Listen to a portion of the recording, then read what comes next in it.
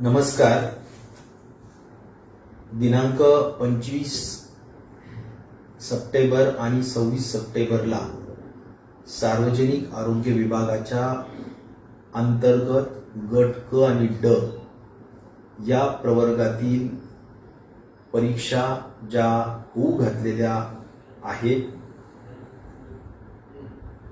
त्या बाह्य स्रोत संस्था न्यासा यांच्या अकार्यक्षमतेमुळे पुढे ढकलण्यात येत आहे याची सर्वांनी नोंद घ्यावी. त्यामध्ये प्रामुख्याने गट क आणि ड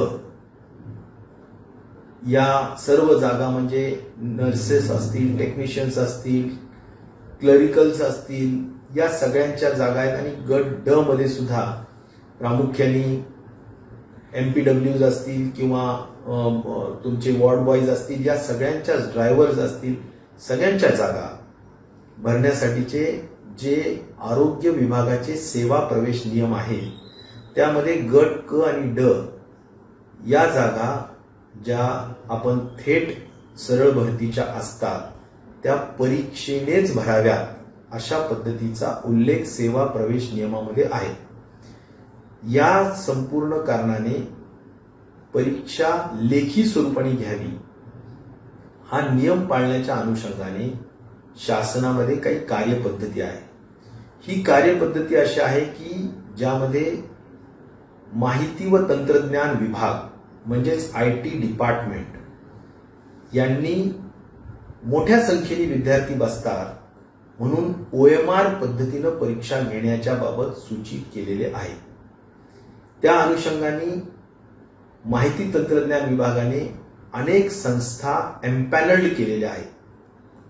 त्यांनी त्यांचे वेगवेगळ्या पद्धतीनं मूल्यमापन केलेलं आहे आणि त्या एम्पॅनल्ड ज्या काही संस्था आहेत त्या संस्थेच्या मधून आपल्या आरोग्य विभागाच्या साठी आपण संस्थाची निवड करू शकतो. ती निवड सुद्धा आरोग्य विभागाने म्हणजेच आमचे सचिव डॉक्टर व्यास, आमचे कमिशनर श्री रामस्वामी, आमच्या डायरेक्टर्स या सगळ्यांच्या टीमने त्यांच्या डेमोज घेऊन त्यांची सुद्धा अंतर्गत परीक्षा घेऊन न्यासाची निवड केली. न्यासा ह्या संस्थेच्या निवड झाल्यानंतर त्या संस्थेबरोबर करार करण्यात आला आणि त्या करारामध्ये फार स्पष्ट उल्लेख असतात. आरोग्य विभागाची जबाबदारी फक्त आणि फक्त क्वेश्चन पेपर तयार करण्या इतपतच आहे येत आहे याची सर्वांनी नोंद घ्यावी. यामध्ये प्रामुख्याने गट क आणि ड या सर्व जागा म्हणजे नर्सेस असतील, टेक्निशियन्स असतील, क्लरिकल्स असतील, या सगळ्यांच्या जागा आहेत. आणि गट ड मध्ये सुद्धा प्रामुख्याने MPWs असतील किंवा तुमचे वॉर्ड बॉयज असतील, या सगळ्यांच्या ड्रायव्हर्स असतील, सगळ्यांच्या जागा भरण्यासाठीचे जे आरोग्य विभागाचे सेवा प्रवेश नियम आहे त्यामध्ये गट क आणि ड या जागा ज्या आपण थेट सरळ भरतीच्या असतात त्या परीक्षेनेच भराव्यात अशा पद्धतीचा उल्लेख सेवा प्रवेश नियमामध्ये आहे. या संपूर्ण कारणाने परीक्षा लेखी स्वरूपाने घ्यावी हा नियम पाळण्याच्या अनुषंगाने शासनामध्ये काही कार्यपद्धती आहे. ही कार्यपद्धती अशी आहे की ज्यामध्ये माहिती व तंत्रज्ञान विभाग म्हणजेच IT डिपार्टमेंट यांनी मोठ्या संख्येने विद्यार्थी बसतात म्हणून OMR पद्धतीनं परीक्षा घेण्याच्या बाबत सूचित केलेले आहे. त्या अनुषंगाने माहिती तंत्रज्ञान विभागाने अनेक संस्था एम्पॅनल्ड केलेल्या आहेत. त्यांनी त्यांचे वेगवेगळ्या पद्धतीनं मूल्यमापन केलेलं आहे आणि त्या एम्पॅनल्ड ज्या काही संस्था आहेत त्या संस्थेच्या मधून आपल्या आरोग्य विभागाच्या साठी आपण संस्थाची निवड करू शकतो. ती निवड सुद्धा आरोग्य विभागाने म्हणजेच आमचे सचिव डॉक्टर व्यास, आमचे कमिशनर श्री रामास्वामी, आमच्या डायरेक्टर्स या सगळ्यांच्या टीमने त्यांच्या डेमोज घेऊन त्यांची सुद्धा अंतर्गत परीक्षा घेऊन न्यासाची निवड केली.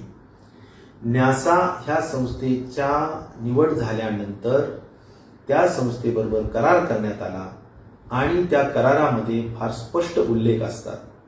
आरोग्य विभागाची जबाबदारी फक्त आणि फक्त क्वेश्चन पेपर तयार करण्या इतपतच आहे. न्यासाच्या बाबतीतली जबाबदारी म्हणजे आरोग्य विभागाने तयार केलेले प्रश्नपत्रिका त्याची पूर्ण छपाई व्यवस्थित करून घेणे, त्याच्या तेवढ्या प्रती तयार करणे, त्या एक्झामिनेशन सेंटरपर्यंत पोहोचवणे, त्यांचे हॉल तिकीट्स तयार करणे परीक्षार्थ्यांची, संपूर्ण महाराष्ट्रामध्ये ज्या ज्या जिल्ह्यांमध्ये परीक्षा होत आहेत तेवढ्यासाठी लागणाऱ्या परीक्षा केंद्र तयार करणे, त्या केंद्रातली अंतर्गत व्यवस्था बघणे, म्हणजेच त्यांची सिटिंग अरेंजमेंट आहे का नाही, त्यांना त्या ठिकाणी पूर्ण त्यांचे स्टिकर्स लावलेले आहेत का नाही, प्रत्येक रूममध्ये त्यांचे नंबर्स टेबलवर लिहिलेले आहेत का नाही, ते जे इन्व्हिजिलेटर्स असतात शाळेमध्ये त्यांची व्यवस्थित ट्रेनिंग झालेली आहे का नाही, जेवढे आवश्यक इन्व्हिजिलेटर्स आहेत, जेवढ्या रूम्स असतात तेवढ्या रूम्समध्ये तेवढे इन्व्हिजिलेटर्स आहेत का नाही हे तपासणे.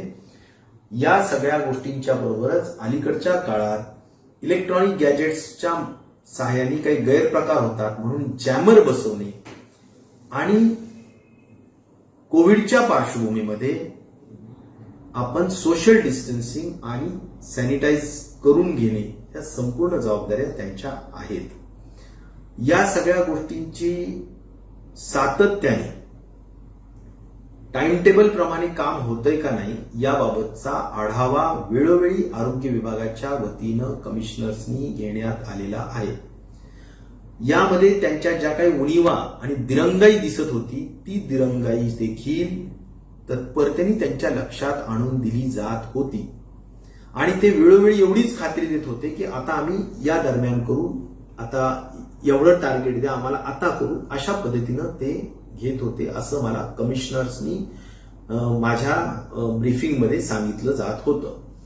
या सगळ्यांच्या नंतर मुद्दाम मी स्वतः सुद्धा 23 तारखेला म्हणजेच काल स्वतः मी देखील एक टोटल आढावा घेतला आणि त्यांना अल्टिमेटम दिलं की कुठल्याही परिस्थितीत आपण काल संध्याकाळपर्यंत सगळ्या व्यवस्था झाल्या पाहिजेत. त्यांनी ती खात्री पण दिली. परंतु आज ज्यावेळी मी स्वतः सुद्धा परभणीच्या दौऱ्यावर असताना परभणीच्या काही शाळेला भेटी दिल्या त्यावेळी सुद्धा मला अनेक त्रुटी जाणवल्या. उदाहरणादाखल सेलूमध्ये 1000 मुलांना बसण्याची म्हणजे यादी एका शाळेला दिली, परंतु बसण्याची व्यवस्था 600-700ची होती आणि त्यामुळे मग उर्वरित 300ला दुसरी शाळा करून देण्याची व्यवस्था मी स्वतः बसून त्या ठिकाणी केली. याचा अर्थ पूर्णच आम्ही संपूर्ण आरोग्य विभागाचे जेवढे फील्डवरचे सिव्हिल सर्जन्स डीएचओ आहेत त्यांना आम्ही आढावा घेऊन रिपोर्टिंग करायला सांगितल्यानंतर असं निदर्शनास आलं की त्यामध्ये बऱ्याचशा त्रुट्या आहेत. मग त्या त्रुट्या कशा स्वरूपाच्या आहेत तर इन्व्हिजिलेटर्सची ट्रेनिंग काही शाळांमध्ये झालेली नाही, काही शाळांमध्ये त्या ठिकाणी बसण्याची बेंचेसची व्यवस्था अपुरी आहे.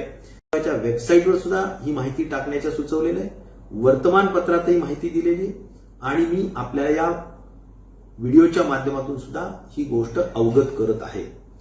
त्याचबरोबर मी या निमित्ताने हेही सांगेन की जे काही हेल्पलाईन कॉल सेंटर्स सांगितलेले त्या ठिकाणी देखील ही माहिती आम्ही सांगण्याच्या संदर्भात त्या ठिकाणी सुचवलेलं आहे.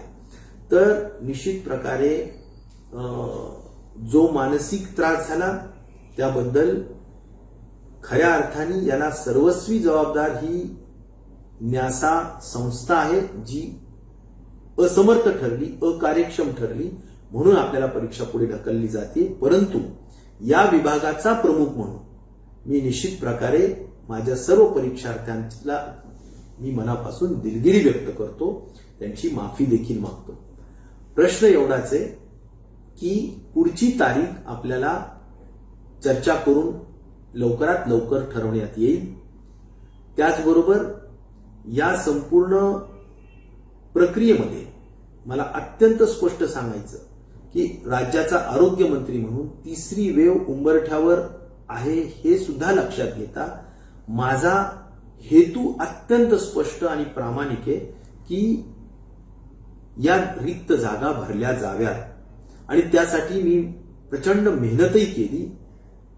मंत्रिमंडळासमोर प्रस्ताव घेऊन गेलो. माननीय मुख्यमंत्री उपमुख्यमंत्र्यांना पूर्णतः कन्व्हिन्स करून याला मान्यता घेतली आणि संपूर्ण विभागाच्या अनेक वर्षानुवर्षापासून पडलेल्या या रिक्त जागा, ज्यांचे आरक्षणाचे बिंदू ठरलेले नव्हते, ज्यांचे प्रमोशन्स ठरलेले नव्हते, अनेक रिक्त जागांच्या संदर्भातल्या जागा ठराव्यात माहिती व्हावी यासाठीचे जे सीआरस लिहिले जायला पाहिजे ते लिहिले गेलेले नव्हते. ह्या सगळ्या गोष्टी मागच्या काही महिन्यांमध्ये पूर्ण करून या जागा भरण्याच्या संदर्भातला निर्णय घेण्यात आलेला आहे. त्यामुळे मला त्याचंही मनस्वी दुःख आहे की याला आपल्याला थोडं पोस्टपोन करावं लागत आहे, परंतु लवकरात लवकर जमेल एखाद्या आठवड्याच्या भरात 10 दिवसाच्या आत आम्ही कुठल्याही परिस्थितीत नवीन तारीख देऊन ही परीक्षा निश्चित प्रकारे घेतली जाईल. परंतु मला या निमित्ताने पुन्हा एवढंच सांगायचंय की आरोग्य यंत्रणा सक्षम करणे हाच प्रामाणिक हेतू घेऊन मी या ठिकाणी या जागा भरून घेण्याच्या दृष्टिकोनातून प्रयत्नशील आहे, होतो आणि राहील. त्यामुळे जरूर जो काही मानसिक त्रास आपणा सर्वांनाच झालेला असेल त्याबद्दल पुन्हा एकदा दिलगिरी व्यक्त करतो. धन्यवाद.